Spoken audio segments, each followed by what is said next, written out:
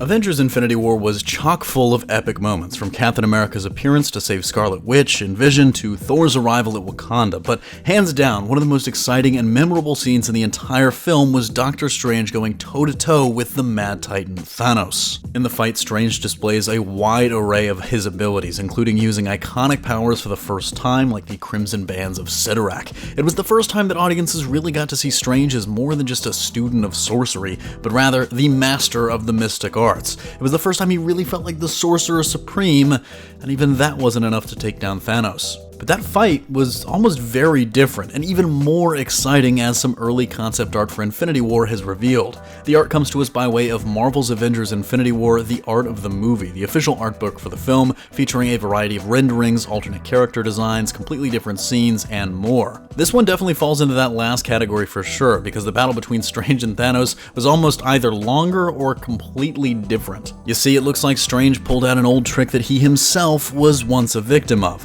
In the image, we see Strange place his thumb on Thanos' forehead and launch him through multiple dimensions. That's right, exactly what the Ancient One first did to him, and from the looks of the image, this is a trip that the Mad Titan was not expecting. After that first image, we see the Titan falling through one of the trippy dimensions we first saw in the Doctor Strange solo film, but instead of the solo journey Steven went through, this one is a lot more violent. Strange actually follows him into the dimensions where the battle continues, and actually looks fairly similar to the one we do see in Infinity War. That battle looks like Strange has much more of an upper hand than he ever did in the actual finished product, even if it's just for a moment, as we see in that image of Thanos floating that the Sorcerer Supreme actually seems to be throwing multiple massive meteors or chunks of rock at the Titan. But Thanos eventually gains the upper hand in a series of images that should look at least a little familiar if you've seen the movie. Thanos at some point gets his bearings and then channels fire towards Doctor Strange, which he did do in the film, harnessing the explosion caused by Iron Man's missiles, although there he threw the fire right back at Stark instead of Strange. Here, though, he appears to pull fire and magma out of an alternate dimension which shatters Strange's mandala. What happens next is a little bit less clear, but it looks like Strange also then traps Thanos in the mirror dimension within his own column of flame.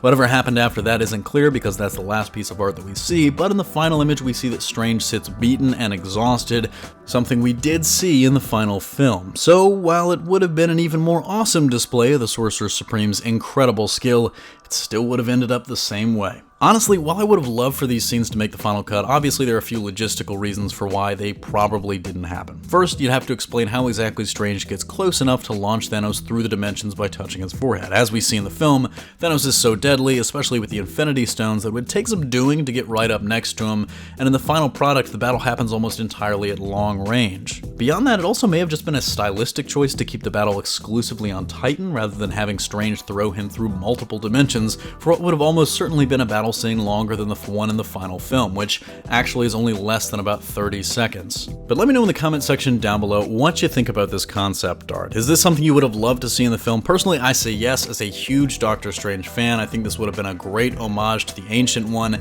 and yet another sign, like we already see in the movie, he's so much more powerful than he was in his solo film after all these years and that time spent battling Dormammu.